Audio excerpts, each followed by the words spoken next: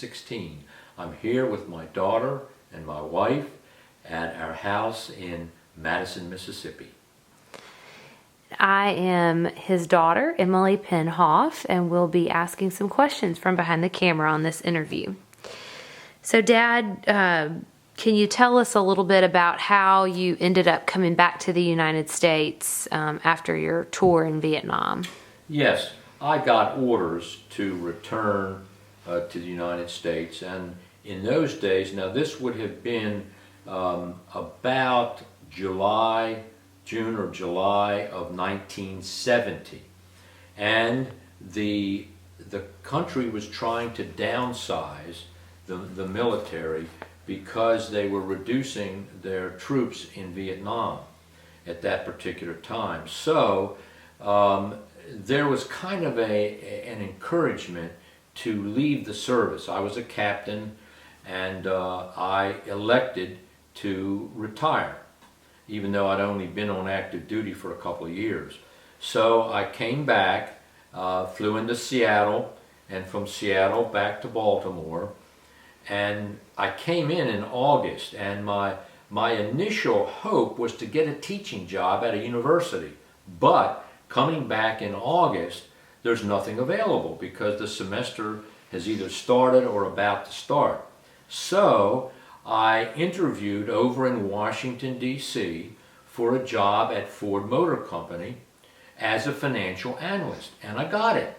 And so I moved to Detroit, and I lived in a place called Westland, which is on the outskirts, the suburbs of Detroit. And I worked for Ford Motor Company as an operations research, as a financial analyst for about 3.5 years. The final area that I worked on was for the 1974 Mustang II, which was the downsizing of the Mustang. And what I did was keep track of costs, engineering changes, and product planning changes.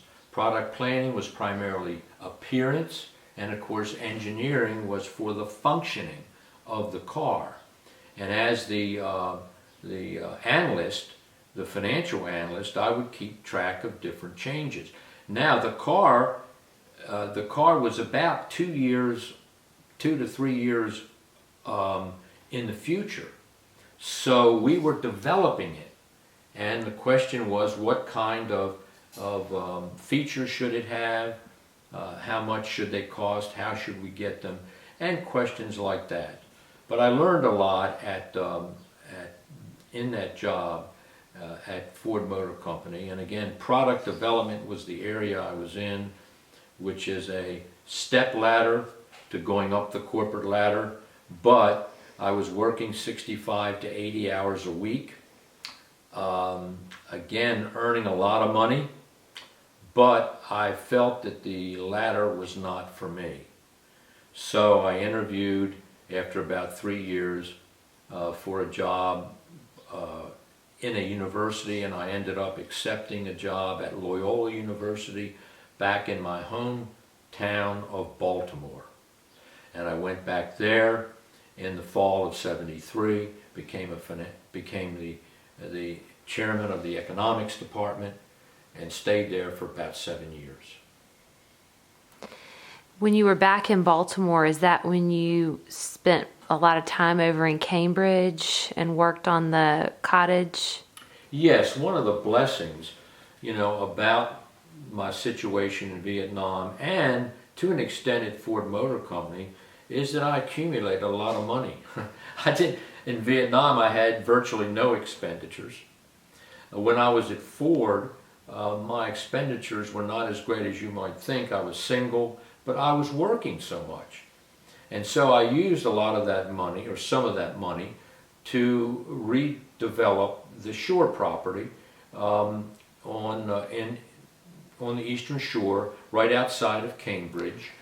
And we put Tell us real quickly about who originally purchased it and how long it had been in the family. Yeah, my parents originally purchased it in 1956, and of course it was just a one bedroom structure. It had a nice living room and a kitchen, and it had on the outside I'm trying to think of what to call it, but Outhouse, bathroom. well, it had an outhouse, a bathroom in the back, but out front, out what do you call it? Where you sleep. We used to sleep out there. Oh, the porch. Yeah, a porch. And when I got there, I had a foundation put around it because initially it was on cinder block, but I had a foundation. We had a toilet built inside, a bathroom inside. We had another bedroom added, and just a lot of additional things that we had added that I was able to do because of the money that I had.